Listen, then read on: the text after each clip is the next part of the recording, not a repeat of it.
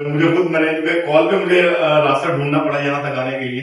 तो ये बाकी आपकी बहुत बड़ी एफर्ट है, इस एरिया के लिए एफर्ट है कि आप इतनी डेडिकेशन के साथ है। अदरवाइज इतनी देर में तो लोग वाइंड अप करके चले जाते हैं, यहाँ पे कुछ नहीं होने वाला। और उसके पीछे जो मोटिव आपका बहुत बड़ा है, विजन आपका बड़ा है कि हमने नस्लों को संभालना है, कोई पैसे की लालच नहीं है। और इन बच्चों के लिए और इस एरिया के लिए मुझे लगता है बहुत बड़ी ब्लेसिंग है।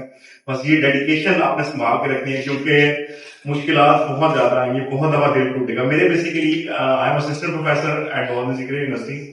और एक चीज मैम, ब्रांडिंग की यहाँ पे सारी बात हुई और प्रोडक्ट्स के हवाले से बात हुई।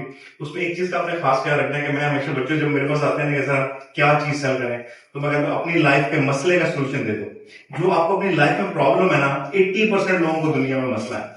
तो बेसिकली मैंने सिर्फ अपनी लाइफ का ना प्रॉब्लम आइडेंटिफाई किया था कि मुझे अभी बहुत सारे पैसे कमाने थे, जिंदगी जीनी थी। और